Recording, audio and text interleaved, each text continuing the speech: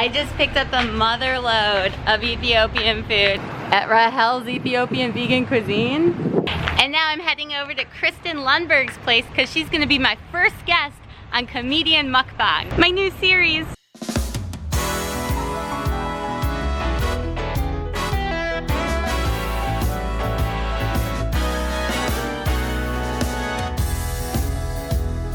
Yeah, we're still setting up here. We got some clips and clamps. We got lights. We got a green screen, which we're not using, because I brought a gimmicky, brick wall backdrop. Hey man, we got comedians. You know we gotta have a brick wall backdrop. I just love sticking my head through. I love you sticking your head through that. So right now, before I get down and dirty and filming with Kristen, first off, sneak peek. Sexy. Comedian Mukbang. This is my new series where I'm interviewing other people, mainly comedians, and we're eating food, because that's the Korean term mukbang, an eating show, and so that's what I'm gonna be doing. I'm with Kristen Lundberg, who is a fabulously talented stand-up comedian. She's an actress, she's a violinist, she's also an ice sculptress. Ice sculptress, yes I am.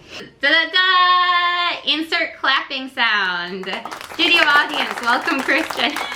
I'll just clap under the table. Kristen, not to be dirty or anything. Pass the clap. Pass the clap. Did I get it right? Yeah, that's how you do it.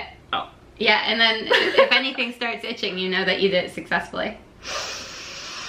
Now this smells great. I picked this up near my house at this place, Rahel's Ethiopian. And you've never had Ethiopian cuisine, right? No, this is my first time eating Ethiopian. Baby's first Ethiopian. Oh my gosh. So basically what happens in this food is that this is like a spongy sourdough bread, and like they just rip parts off and then grab the whatever sort of stew type thing is there. So like you grab your collard greens or your bean mix, and then you just let's dig in, and then I'm gonna start asking you questions. Okay. It's all like, so it looks like skin. What looks like skin? That's the bread? The bread. What the heck? Shout out to Ethiopia. Dang. Yep. Yes. That's dank. You got your fly. Already. The fly knows what's good too. Already, man. Man, I like that there's an array of different things in here that I can pick from. Yeah. Well, that's why it looks like it's really pretty too. It's like red and then yellow and then green throw up and then So basically, if you want someone to describe your dishes at your restaurant in a lovely, very appetizing manner, this is your girl. Call Kristen. Now Kristen, so I've been punished before for my descriptions. Wait, what do you mean you've been punished? They said that I couldn't say that the salad tastes like dandelions. There's arugula in it, and arugula is part of the dandelion family. Just keep it simple. Tell them it tastes like dandelions, and they'll get it. I'm sorry, it's not my job to educate the people of the Midwest. So that's right, you're from the Midwest. That's right. Yeah. So that's probably what I am too, but I'm from Chicago, so that's a little bit different. You're metropolitalized. Yeah. Chicago, I feel like, has the best of the Midwest because we have, like, you know, kind of nice people, but we also have, you know, a nice cosmopolitan city. True. It's like all farmland, and then Chicago, and then the Chicago's like huge. And so then like Chicago, farmland, Chicago, farmland, and then farmland. How about where you grew up? What was it like? It was like a lot of churches, a lot of like advertisements for adult stores on the highway, and then like church, XXXXX, church. It's like crosses and X's. Is it still a good place for people to go for adult stores? Yeah, Did the internet put that out of business? I don't know. Okay. I mean, there's still some people out there who probably appreciate the vintage feel. That's what I do. I drive around the country looking for vintage adult stores. Yeah. Especially the book ones. There's probably some cooped out hipster out there who's looking for for a real antique find. Remember how they used to have like adult bookstores? Yeah. That was a thing. Yeah. The heyday of the bookstores. I remember being like, I don't want to go in there. I don't even want to go in there when I was little. I mean, when I was a kid, I kind of did, because like I was just like, ooh, for adults. You don't know what it is. I was like, porn's on the internet. I had internet since pretty much I was a little like kid. Oh, you got it early. Yeah, my dad had the internet, and his brother was like a software engineer. No, he was a network engineer. So we had internet. He had like tons of internet. Yeah, and I was the only kid who like really had it. And so I was like, well, I'm trying to say I'm special. No, yeah. Hard copy porn. So good at internet. That's right. That's right. Publishers, quit coming at her. All right, quit coming at her. Oh. There's some cabbage here, which is delicious. And if you like cabbage, I was kind of working my way up. Oh yeah, no, work around. There's cabbage is done like so many different ways. It's like the world's peasant food, you know? It's like if you were working the fields, you were eating cabbage, like in most of the world, I think. Oh, that zucchini. Where's the zucchini? It was up in the top corner. Oh, it's under here. There's even more here. Yes. Oh my gosh. That zucchini is nice. This is a feast plate. And oh, hey, look, there's stuff under here too. It was all in it. It's like opening a present. Yeah, and finding more presents. The best peel its skin back. So I like the texture of this. I don't know if you can see. It's like holy. It looks like it could be cheese. It's spongy. But it's not. It's spongy is what I would say. It's spongy. Hella spongy. So tell me a little bit about how you got into stand-up comedy and ice sculpting. Well, that's probably two separate stories. Yeah. It's those such a not combination. Related. I started doing stand-up in my hometown when I was 17. Did you tell them what your hometown is? Oh, Dayton, Ohio. Dayton, Ohio, baby. Don't go in the river. Wait, 3 words to describe Dayton, Ohio. Don't go in the river. That's 4. That was 4. Don't go in river. That's more than still. Shit. Be right. The whole internet is gonna see this.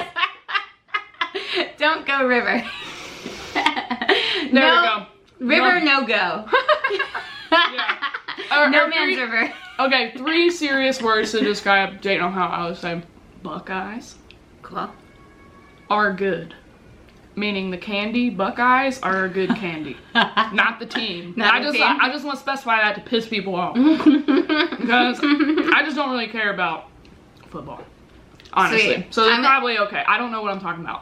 I'm ignorant. So you're growing up, you're in Dayton, Ohio, and then you're thrust upon the stage. How are you thrust upon the stage? I started when I was 17, and I knew I wanted to do comedy since I was like 10 or 11 when I saw Kenan and Kel, and that was the only thing that made me happy.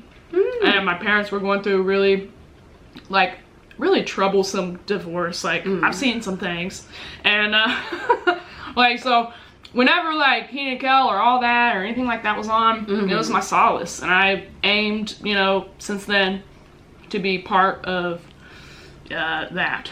Do you think Kenan and Kel boosted orange soda orange soda shales? They definitely boosted orange soda shits. I think our generation, a lot of us saw all that and really got into like sketch comedy and stuff. It really touched me. And in my hometown, there wasn't an improv scene. There wasn't any kind of comedy except for stand-up comedy. So I was like, well, fuck it. I guess this is how I'm getting into comedy. So I did stand-up kind of like almost begrudgingly at first. It wasn't really my intent to just like do stand-up for 10 years. So I just like kept doing it, and I just kept feeling better and feeling better about it, feeling more clear. And then sometimes I would feel like very, very bad about myself and just make past it. And now it's fucking fun. I'm just having a great time. My set's changed a lot since last time you've seen it, Vickie. Ooh, I'm excited. I'm excited too. It's like it's not your typical thing. I'm gonna call it a concept set. I feel like I'm gonna HBO, come on, get your concept set over here. Do you burp? Let's do some new shit. I'm bored. I'm serious. I'm bored, and part of the reason why I keep doing it is because I am bored, and I want to shake it up. I love that. So, speaking of shaking it up, do you have like napkin-y type stuff? Yeah, hold on, wait, we got a notebook. I'm just kidding. That's what real comedians wipe with. Notebooks. Are you a real comedian or mathematician? Here's notebook toilet paper. I like how you threw in mathmatician. I think mathematicians also write into their notebooks a lot, you know? Yeah, no, totally. We just use toilet paper for everything in this house. Toilet paper is tissues, it's napkins, it's paper towels, and it's toilet paper. In evolving your set, is that why you brought in the violin? Because you play the violin so well, and that's not something you see most stand-ups doing. So I brought my vibrator. I'm from Dayton, Ohio. Clap it up if you know what that is. Woo! Dayton heads. Yeah. So here are some other embarrassing facts about myself.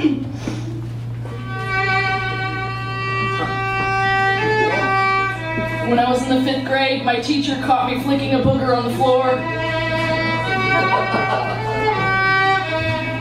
It was embarrassing because I was aiming for her face. In your face! I started violin because I was a couple years into doing comedy when I moved to Chicago. And a couple years into doing it, I was like, wow, y'all are crazy out here. Like, the scene is really, really competitive. Anything I can do to make my competition less of a competition, I'm gonna do that. So pretty much it was just like a strategy at first to keep alive, to make myself, and at the time, I mean, I'm sure I have some friends that would argue like, no, you were still different, you were unique and special, and like I'm sure my friends would have said that. Yeah, like, but I didn't feel like that, and I felt the monotony sitting in.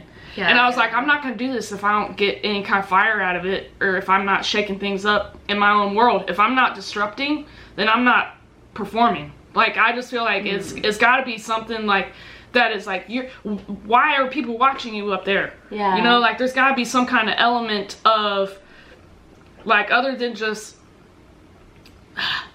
I don't want to put down comics that only use their words, you know, I'm not trying to say that, but there needed to be something else for me. Yeah. And I couldn't find it with just my words, and I said, hey, I do have this skill, you know, and like, and a lot of comics would complain, be like, we're only up here because we don't have any skills. And I'm kind of like, that's not why I'm not developing skills. Yeah, I'm like, that's on you all. Yeah. I'm like, I don't want y'all to think about that, think of me like I have skills, like, like shut up, you know. So I was like, you know, it was kind of like a, hey, you don't have to be like this like unskilled person to do comedy. Like, it's a very, very tough skill. Oh no, and I think like having like that acting training or, you know, any sort of performance background outside of stand-up only helps your stand-up, because you can add that in, and like it's about engagement with people and the connection, really, and however you can foster that. That's what it's about. Yeah. Sidebar. Yeah. Great cabbage here, great cabbage there as well. Yeah, I'm just getting into the bright yellowness. It's so amazing. We call this a jaundice cabbage, and this just a clear cabbage. I'm making such a mess. Are you making a mess? That's why I asked for some toilet paper. Oh yeah, okay. Yeah, I needed it. Yeah, I needed it too. Wait, hold on. So now that we've got a bowl and it looks like we've started really eating it, we're taking a brief pause for our sponsors. No, there's no sponsors. We don't. But would you like to be our sponsor? Please call HBO. No, yeah, call HBO. Like, it tastes like there's lemon. Like, it all just tastes really bright and juicy. Is this the bread, but like crushed up and in a different way? I do not know. It does look like that. It's like a variation of it looks like we have another sponge-like character. Yeah. In our midst. I'm gonna eat some more of SpongeBob. That's SpongeBob. Oh, that's good. That's funny. That's got a really nice spice to it. Did you eat it by itself? No, I wrapped it in bread. That's what you do. You wrap everything in bread. Everything, even the bread. We're wrapping bread and more bread here, people. Look at that. When I took Yeah, it's so good. When I took Chinese in college, there was this one thing where it was like they go through the nationalities and they talk about how they eat their food. So it was like, oh yeah, Zhongguo ren yang kuai, they use chopsticks, and they'd be like, Americans use a fork and knife, and then it was like Indians use their hands. Like, and it was like all of these basic dialogues where it was like, here are national stereotypes. I learned French. Yeah? In high school, yeah. How's your French? Do you ever use it? I can say, je voudrais un sandwich of fromage et poisson. You want a sandwich, cheese, and a croissant. And not all together? No, I want a sandwich au jambon. No, that's a ham. That's you want a ham. Ham sandwich. You want a ham sandwich. A croque monsieur? Oh, I love croque monsieur. All right. Next time I'll get you a croque monsieur. Je t'adore croque monsieur. Oui. Cool. And Vickie, so short with her French, but so powerful. I believe that using less is more. Wait, I wanna show you my French song. Okay, yes. So it goes along with we are the champions, my friends. So I sing it like nous sommes champignons, mes amis, which means we're the mushrooms, my friends. Oh, we are the mushrooms. We are the mushrooms, my friends. Champignon. I love mushrooms. I do too. I love them so goddamn much. I went to, in Taiwan, in Taipei, in Taiwan, I went to a mushroom restaurant and I had 32 different types of mushrooms at one meal. What? It was one of the best meals I've ever had. Let's go. Yeah, book your ticket. Are you ready? Do you have the time? Here's my ticket. Can I please get on the plane? Your limp bread ticket. Not a limp biscuit, a limp bread. Bread ticket. Which honestly, we've now found the actual derivation of their name, have we not? This is a lip biscuit. Do you think they're talking about their dicks? Vickie. So you do ice sculpting. Yeah. Tell me a little bit about how you got into that. Well, in Chicago, there was an ice sculpting company that did live demonstrations at the zoo. Mm-hmm. And they wanted a comedian to assist and talk to the people and be like giving out business cards, and they just wanted to hire comedians for that because comedians, for some reason, usually have this reputation of being great with people. Like, yeah, comedian, get a comedian to do it because they'll make people laugh. So when I moved to California, when I told this company, I was like, hey, this is gonna be my last, I'm moving to California. They said, when you go there, to Google ice companies and get a job as an ice sculptor. And I was like, okay. And I did, like, my second week living here, I just, like, one time just Googled ice company, clicked on the top one, which was Crystal Ice, and they had an interview with me, and I told them lots of things. Kristen Lundberg, strategy for interviewing. Tell them lots of things. That's what they want to hear. I told them lots of things they wanted to hear. And they proceeded to train me. Anyway, I told them I was like, I'm a full-blown ice sculptor. So they trained you. I was like, but like the guy who trained me was like totally cool about training me. Yeah, he taught me like literally everything from point A to point Z. I'm still learning. I still like fuck up. But you do art. He fucks up too. It's kind of fun. It's like you get to break shit. But you like had a background in the arts too, though. Yeah, right? yeah. I went to Sinclair Community, I went to Sinclair Community College for art. So okay, she's an artiste. Yeah, my dad was a sculptor too, and he was an artist. He did painting also. So I just always had that kind of stuff around, and it wasn't